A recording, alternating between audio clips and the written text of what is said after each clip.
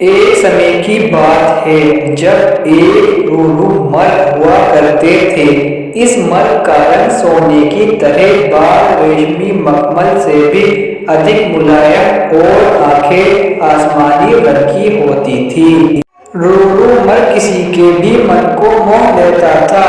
ये मर्द अधिक सुंदर और विवेकशील था और मनुष्य की तरह बात कर सकता था। रूरू मर्द अच्छी तरह जानता था कि मनुष्य एक लोभी प्राणी है, फिर भी वह मनुष्य के प्रति करुणा भाव रखता था। एक दिन रूरू मर्द जंगल में सैर कर रहा था, लेकिन तभी वह किसी मनुष्य के चिल्लाने की आवाज सुनता है।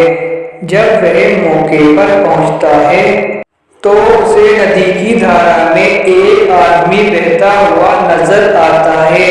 यह देखकर मर्द उसे बचाने के लिए नदी में कूद पड़ता है और दूसरे व्यक्ति को उसके पैर पकड़ने की सलाह देता है।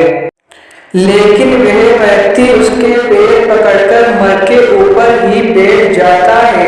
अगर मर्द चाहता तो उसे गिराकर पानी से बाहर आ सकता था, लेकिन उसने ऐसा नहीं किया। वह सर्वे तकलीफ सहकर व्यक्ति को किनारे तक ले आया।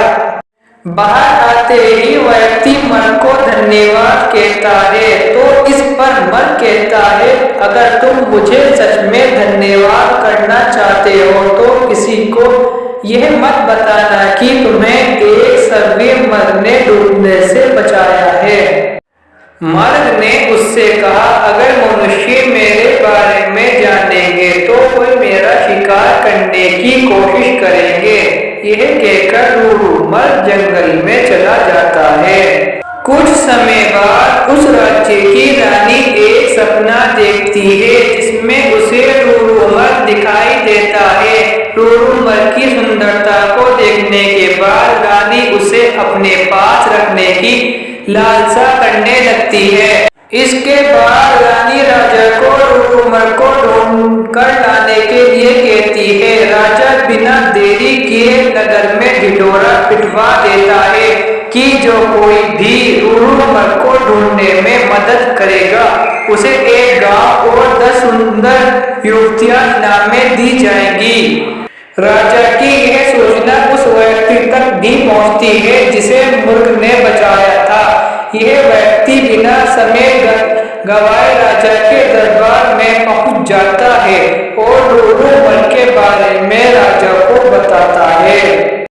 राजा और सिपाही सहित वह व्यक्ति जंगल की ओर चल पड़ता है। जंगल में पहुंचने के बाद राजा के सिपाही मर्द के निवास स्थान को चारों तरफ से घेर लेते हैं।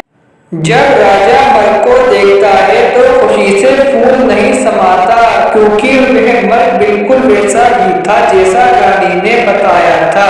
मर्द चारों ओर से सिपाही से घिरा हुआ था और राजा उस पर बाण साधे हुए था। लेकिन तभी मर्द राजा से मनुष्य की भाषा में कहता है, हे राजन, तुम मुझे मार देना, लेकिन पहले मैं यह जानना चाहता हूँ कि तुम्हें मेरी जगह का रास्ता किसने बताया। इस पर राजा ने उस व्यक्ति की ओर इशारा किया जिसकी जान मर्द ने बचाई थी। उस व्यक्ति को देखकर मर्द कहता है, निकाल लो लड़की के कुंडे को पानी से, न निकलना कभी एक हरकत इंसान को।